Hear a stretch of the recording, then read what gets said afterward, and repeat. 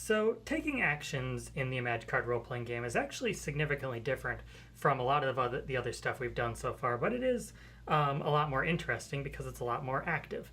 So what we'll do to take an action is you always start by drawing one action card, and then you draw up to 2 of any of the other cards. So let's go ahead and draw a world, and I'll draw another action card just because I like to have a variety of actions available, of symbols for different actions that I might try out. I feel like it kind of gives you an option a lot of the times to negotiate, to break through something, or what have you. And let's just say, for an example, that the action we're taking right now is to try and get through a checkpoint at this city-state that this character that we made earlier is trying to get through. So to take an action, you decide which of the character's things, their core thing, their group thing, general things, or any of their precedences you're going to use in order to try and do something to get your characters closer to succeeding at their current task. And you basically use each one of the cards, or as many of the cards as you can, to describe this action. And if you can't think of any, that's fine. You can always just run with one of your things, or core thing, or precedent, or whatever, to just try and perform the action as simply as you can.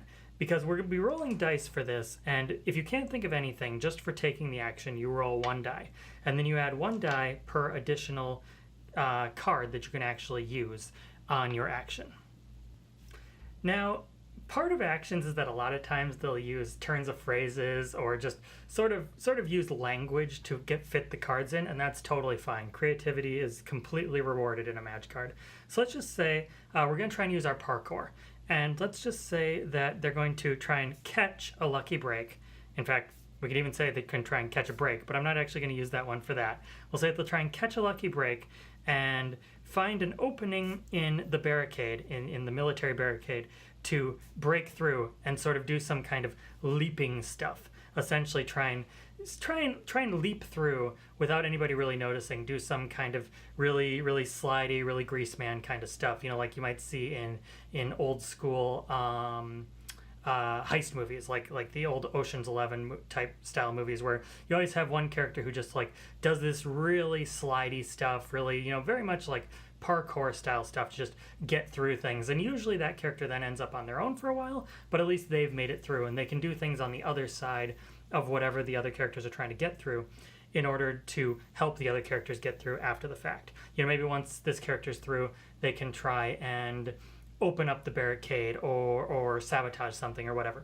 But that's what this character is going to do. So we were actually able to use all 3 of them, and that's relatively clever. It's not too much of a stretch on language. So as the game master, I would let that fly. So what we do now is we roll all of the dice that we have available for this action, and we look for 5s and 6s. One of them got away, so let's try that one again. Anything that ends up on the floor gets re-rolled. Okay, and that was kind of lucky because we don't know what that one would have come up with, but that is our only 5. So technically, this action succeeded. All you need is 1 of the dice to hit a 5 or a 6 for the action to be considered a success.